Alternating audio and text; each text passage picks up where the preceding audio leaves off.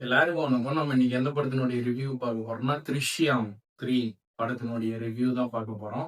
இந்த படத்துல யார் ஹீரோவா நடிச்சிருக்காங்கன்னா, நம்மளுடைய மோகன்லால் சார் வந்து ஒரு சீக்ரெட் ஏஜென்ட் மாரி வந்து போலீஸ் செய்யக்கூடிய வேலைய வந்து இவர் செஞ்சுகிட்டு இருக்காரு. சரி, படத்தினுடைய கதைய அப்படியே கொஞ்சம் ஸ்டார்ட் பண்ணிடலாம். இந்த படத்துல வந்து போலீஸ் வந்து ஒரு கேஸ வந்து கண்டுபிடிக்கணும். அவங்களுக்கே தெரியாத நம்மளுடைய மோகன்லால் சார் வந்து கேஸ வந்து ட்ரை பண்ணி ஒவ்வொரு சீன் பை சீனா வந்து கண்டுபிடிச்சுட்டு போறாரு. அப்புறம் நீங்க ஒரே ஒரு டைம் யோசிக்கலாம். என்னடா இப்போ போலீஸ்க்கே வேலை இல்லையா? இவரு என்ன தேவையில்லாம இந்த வேலையில ஈடுபடுறாருன்னா, அந்த குடும்பத்துக்கும் இவருக்கும் ஏதோ ஒரு கனெக்ட் இருக்குது. இவருக்கு வந்து லாஸ்ட்டா என்ன வருதுன்னா, ஒரு ஃபோன்லேருந்து ஒரு மெசேஜ், ஒரு வீடியோ வருது. பார்த்து மிரண்டு போயிடுறாரு.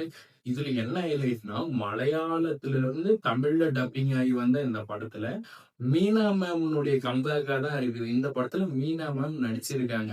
அது ஒரு பக்கம் இருந்தாலும், இவர் வந்து தேடுறேன்ற பேர்ல ஒவ்வொரு கேஸையும் இன்வெஸ்டிகேஷன் பண்ணுவார் பாரு. இவரு பண்றது ஒரு கேஸ் தான். அந்த கேஸே பார்க்கும்போது மிரள வைக்கிற மாரி தான் அவர் பண்ணிட்டு இருக்காரு. அது பார்க்கும்போது அடைச்சமாவே அடைச்ச மாரி சீக்ரெட் ஏஜென்ட்ன்ற பேர்ல நீங்க நெறைய படத்துல பண்ண சீன தான் அந்த படத்துல பண்ணியிருக்காங்க. ஒரே ஒரு சிம்பிளா சொல்லணும்னா, ஸ்க்ரீன் பிளே அந்த கதைய வந்து எப்படி வந்து டெக்னீஷியன்ஸா, கேமராமேனா எப்படி எடுத்துட்டு போயிருக்காங்கன்றது ரொம்ப சூப்பரா இருந்தது. இவங்களுடைய ஆக்டிங் ஸ்கில்லும் படத்துல வந்து சூப்பரா இருந்ததுன்னு தான் சொல்லணும். கதைன்னு சொல்லிக்கிற அளவுக்கு எதுவுமே இல்ல. அரைச்சமாவே அரைச்ச ஒரு படம் தான் வந்து "திருஷ்யம் 3" சொல்லி எடுத்திருக்காங்க.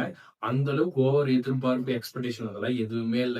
பொதுவாவே மலையாள படம்னாலே ரொம்ப சூப்பரா இருக்கும் அப்படின்னு நெனைச்சோம். முன்ன வரைக்கும் வந்தது அதிரடின்னு சொல்லிட்டு அதிரடியில அது சரியான ஒரு மொக்க அடி அப்படின்ற மாரி ஆயிடுச்சு.